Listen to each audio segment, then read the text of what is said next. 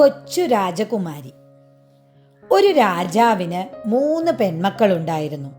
ഒരു ദിവസം രാജാവ് അയൽ രാജ്യത്തേക്ക് പോകുമ്പോൾ 3 പേരോടും എന്താണ് വേണ്ടതെന്ന് ചോദിച്ചു. മൂത്ത മകൾ പൊന്നുടുപ്പും രണ്ടാമത്തെയാൾ വെള്ളിയുടുപ്പും ആവശ്യപ്പെട്ടു. മൂന്നാമത്തെ മകൾ ചോദിച്ചത് സംസാരിക്കുന്ന മുന്തിരിങ്ങയും ചിരിക്കുന്ന ആപ്പിളുമാണ്. രാജാവ് മടങ്ങുമ്പോൾ പൊന്നുടുപ്പും വെള്ളിയുടുപ്പും വാങ്ങി. പക്ഷേ സംസാരിക്കുന്ന മുന്തിരിയോ ചിരിക്കുന്ന ആപ്പിളോ അദ്ദേഹത്തിന് കിട്ടിയില്ല. മടങ്ങുമ്പോൾ രാജാവിൻ്റെ തേര് ചെളിക്കുണ്ടിൽ വീണു. അപ്പോൾ അതിലെ വന്ന ഒരു പന്നി പറഞ്ഞു, ഏറ്റവും ഇളയ മകളെ എനിക്ക് വിവാഹം ചെയ്തു തരാമെങ്കിൽ ഞാൻ സഹായിക്കാം. അത് സമ്മതിച്ചു രാജാവ്. ചെളിക്കുണ്ടിൽ നിന്നും രഥം പന്നി കയറ്റിക്കൊടുത്തു. രാജാവ് കൊട്ടാരത്തിലെത്തിയപ്പോഴേക്കും പന്നിയും ഒരു ഉന്തുവണ്ടിയുമായി വന്നു. എന്നിട്ട് പറഞ്ഞു, ഇളയ മകളെ തരിക. രാജാവ് വേഗം ഒരു ദാസിയെ രാജകുമാരിയാക്കി പറഞ്ഞയച്ചു നോക്കി. പന്നി പറഞ്ഞു, ഇതല്ല രാജകുമാരി രാജാവേ, വാക്കുപാലിക്കുക. വേറെ വഴിയില്ലാതെ രാജകുമാരിയെ തന്നെ രാജാവ് പന്നിക്ക് കൊടുത്തു. പന്നി സന്തോഷത്തോടെ രാജകുമാരിയെയും കൊണ്ടുപോയി.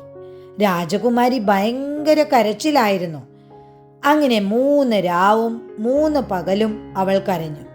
ഒടുവിൽ പന്നിയുടെ വാസസ്ഥലത്തെത്തി. വളരെ വൃത്തികെട്ട സ്ഥലം. അവിടെ കുറച്ച് വൈക്കോല് മാത്രമുണ്ടായിരുന്നു.